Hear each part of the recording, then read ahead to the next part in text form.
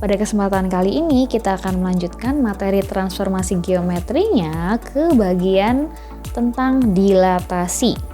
Ya, jadi dilatasi bisa kita artikan sebagai perbesaran. Nah, jadi dalam transformasi geometri dari sebuah bentuk geometri, nah bisa kita perbesar, ya, atau bisa juga sebenarnya kita perkecil. Nah, di sini kita akan mempelajari tentang itu. Dan pada kali ini kita akan memperagakannya atau kita lebih mudah untuk mempelajari tentang dilatasi menggunakan geoboard. Nah, bisa diraba geoboardnya.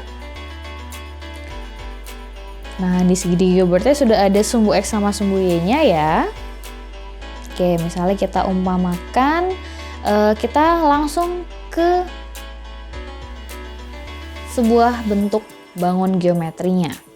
Oke, misalnya di sini kita butuh posisi sumbu X-nya yang positif yang lebih banyak, berarti bisa kita geser.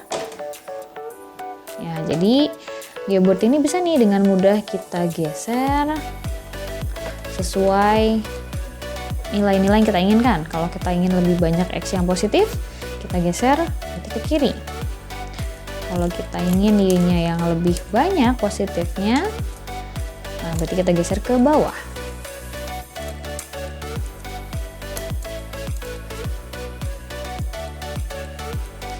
Oke, nah berarti sudah kita posisikan. Nah, sekarang misalnya kita mempunyai sebuah bangun datar. Misalnya kita punya sebuah persegi panjang. Yuk, misalnya coba cari titik di 3,2 dari titik pusat ke kanan. Oke, sip. Nah, dipasang titiknya.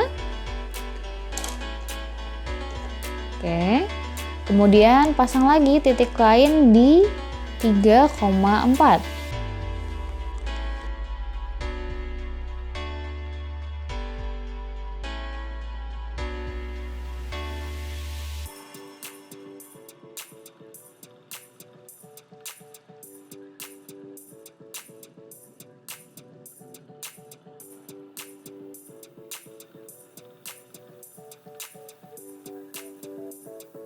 Coba pasang titik lain di 6,2.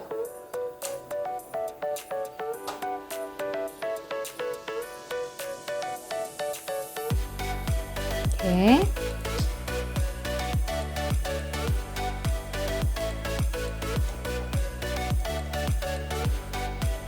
Nah, titik lainnya satu titik lagi di 6,4.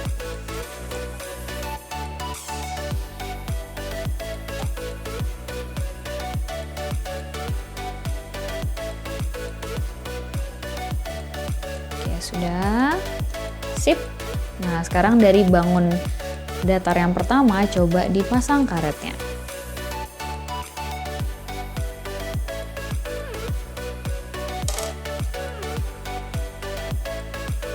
Oke, ditahan paku-pakunya.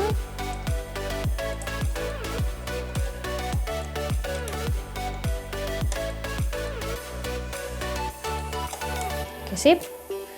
Nah, terus kemudian kita coba mulai lakukan dilatasi atau perbesaran. Nah, dilatasi ini kan ada dua jenis ya, bisa pusatnya itu titik pusat atau juga pusatnya itu di titik lain. Nah, di sini kakak akan mencontohkan perbesarannya itu titik pusatnya adalah di titik pusat 0,0. Nah, dengan skalanya kita umpamakan K ya. Nah, K ini misalnya kita coba buat K-nya sama dengan 2. Nah, kalau misalnya kita mau perbesarkannya 2 kali, berarti masing-masing dari nilai X dan nilai Y-nya, karena perbesaran berarti kita lipat atau kita kalikan 2. Nah, berarti di sini umpamanya kita cek dulu nih, titiknya kan ada 4, kita beri nama dulu ya, misalnya titik A, titik yang di kiri bawah. Yang mana berarti? Oke, betul yang itu. Berarti itu titiknya namanya apa tadi? Betul, 3,2. 3,2 ini kita mau perbesar 2 kali. Nah, 3,2 masing-masing kita kali 2. Berarti jadi, betul, jadi 6,4. Yuk coba dicari.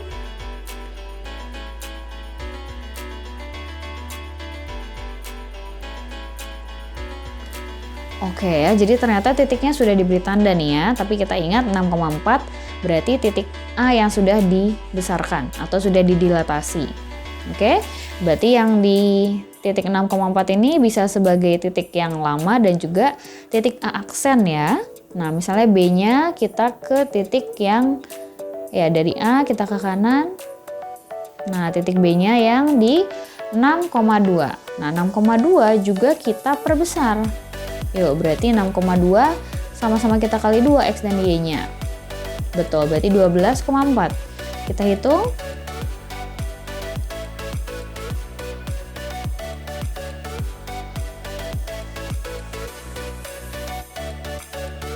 Oke, 12,4 ya. Oke, sip, dipasang. Oke, selanjutnya titik yang C. Nah, titik yang C itu di ya 6,4 ya. Jadi di sini pertemuan ini. Yuk, 6,4 kali 2. Masing-masing dikalikan 2 berarti betul 12,8.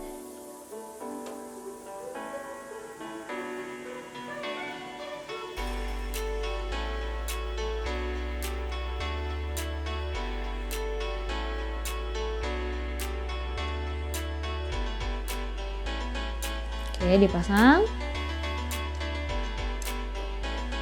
Nah, selanjutnya titik yang D yang terakhir. Betul, berarti yang 3,4. Berarti kalau diperbesar jadi ya 6,8.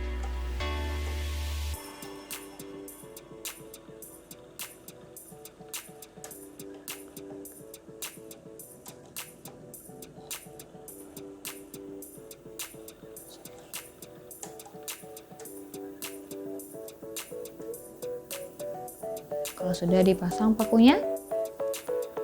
Oke, jadi 4 titiknya sudah kita pasang. Nah, berarti kita cek dulu namanya ya. Tadi aksennya di mana?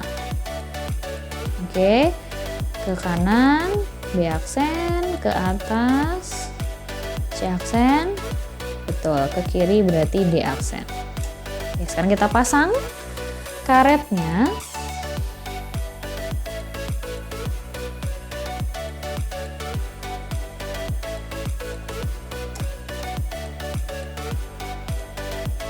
Oke, sudah terpasang ya.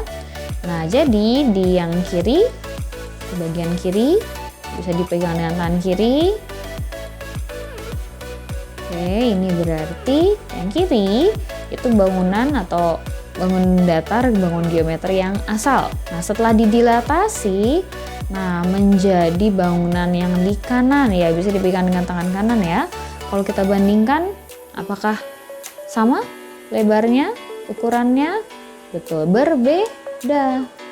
Nah, tapi mereka merupakan hasil dari dilatasi.